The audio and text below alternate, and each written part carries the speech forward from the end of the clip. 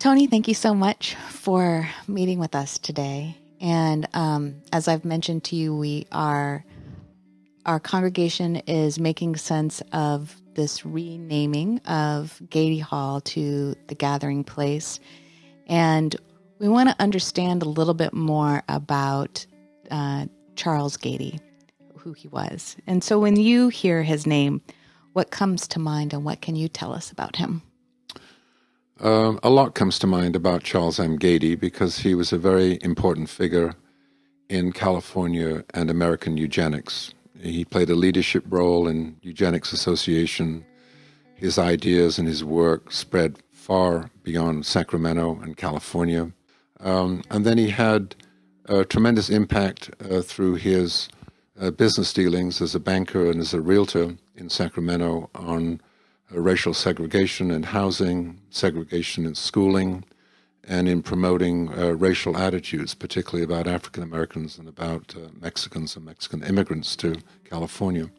So I think of a very significant figure in the history of the state and the history of eugenics. In Sacramento in particular, I think a lot of people think of Charles Goethe as a benefactor. He gave lots of money to good causes. How well known were Goethe's intentions, his racist intentions in the promulgation of eugenics?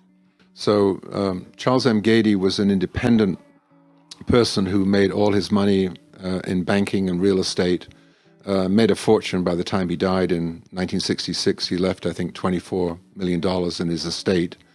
Can't figure out what that translates to today, but a lot of money. And during his lifetime, he gave away a great deal of money. But because he wasn't institutionally based, and had a lot of money, he was able to say what he thought and to do what he wanted to do. He wasn't accountable in any way, and therefore he was a lot more open about his views.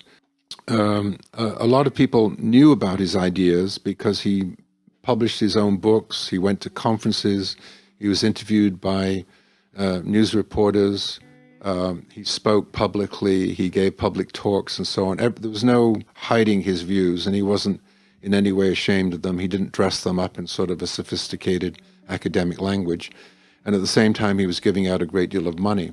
So if you look through the correspondence that he had with important people in Sacramento and all over the country, people are constantly hitting him up for money.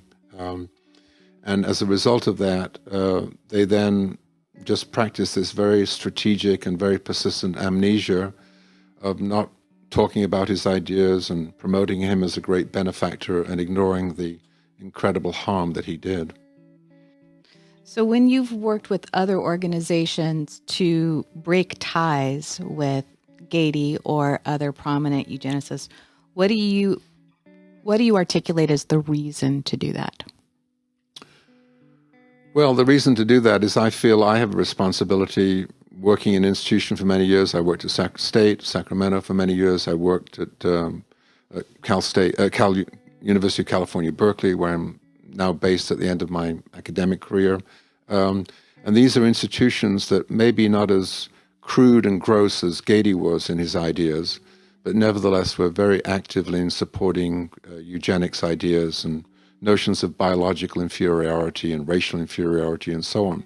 So I feel that I had that responsibility when I taught in Sacramento of taking that on, because if I go into the classroom and teach about these issues and criticize these issues, then I feel I have a responsibility as a member of that institution, as a citizen of the place, to do something about it.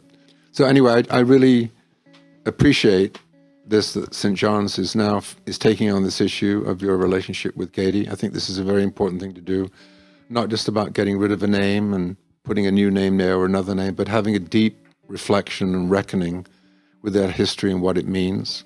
And I think it's very important for institutions and places like churches to do that with their own congregations, their own constituencies, in terms of what to do about that. But I think it's a deep learning opportunity for people in the community, and I'm really glad that you're going through this.